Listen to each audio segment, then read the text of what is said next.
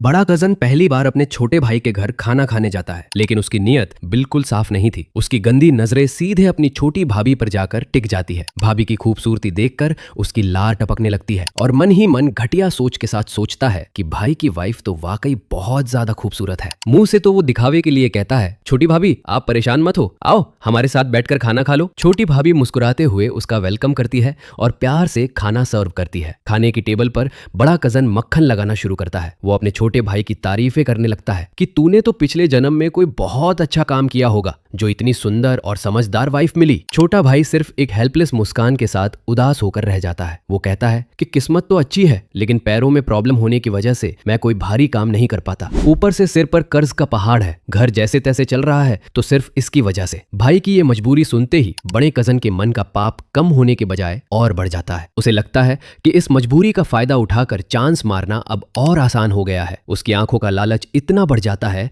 कि छोटी भाभी को खुद पर उसकी गंदी नजरें फील होने लगती है और वो बहुत अनकंफर्टेबल हो जाती है। उस दिन के बाद बड़े कजन के सिर पर भाभी का भूत सवार हो जाता है। कई दिनों तक जब उससे कंट्रोल नहीं होता तो वो सीधा भाभी को फोन लगा देता है। अपने जाल में फंसाने के लिए वो हर महीने तगड़ी सैलरी का ऑफर देता है, काम के नाम पर बस इतना कि सुबह शाम का खाना बनाना है और थोड़ा घर संभालना है। भाभी ये सुनते ही अलर्ट हो जाती है। उसे समझते देर नहीं लगती कि बड़े कजन का इरादा ठीक नहीं है। वो मन ही मन रिजेक्ट करने का सोच ही रही होती है कि तभी उसका हस्बैंड बहुत अपसेट होकर घर लौटता है। आज मार्केट में उसका कोई काम नहीं बना। उल्टे रास्ते में कर्ज देने वालों ने उसे घेर लिया था और 7 दिनों के अंदर पूरा कर्ज चुकाने की लास्ट वार्निंग दे दी थी। सिर्फ एक वीक में इतने पैसे जुटाना इस गरीब फैमिली के लिए इम्पॉसिबल था। हस्बैंड को इस तरह टूटते और परेशान होते देख भाभी का दिल पिघल जाता है। अपने घर और हस्बैंड को इस प्रॉब्लम से निकालने के लिए वो भारी दिल से बड़े कजन के घर काम करने के लिए हाँ कर देती है। वो हिम्मत जुटाकर बस एक कंडीशन रखती है कि उसे पूरे 1 साल की सैलरी एडवांस में दे दी जाए। एक सुंदर औरत को अपनी मजबूरी में रोते देख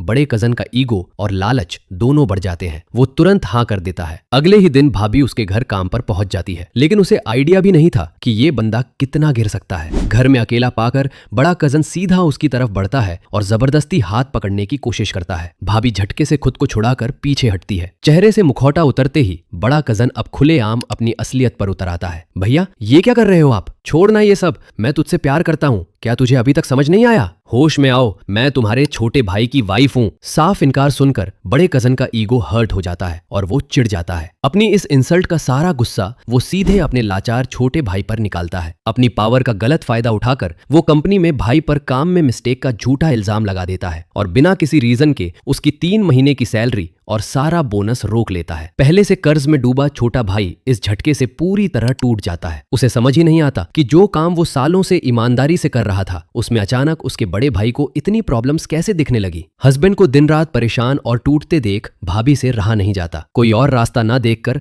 वो अपनी सेल्फ रिस्पेक्ट को साइड में रखकर बड़े कजन के घर दोबारा जाती है। वो हाथ जोड़कर उससे रिक्वेस्ट करती है कि उसके सीधे साधे हस्बैंड को छोड़ दिया जाए, लेकिन बड़ा कजन अपनी चेयर पर बैठकर बॉस की तरह एटीट्यूड दिखाता है। वो कहता है, ये तो कंपनी के रूल्स हैं, अगर तुझे ऐसे ही माफ कर दिया तो बाकी स्टाफ क्या सोचेगा? सब कहेंगे कि मैं अपनों का फेवर लेता हूँ। भाभी चुपचाप खड़ी रहती है, अपनी लिमिट्स और इज्जत बचाने की पूरी कोशिश करती है। तभी बड़े कजन की चाल बदलती है।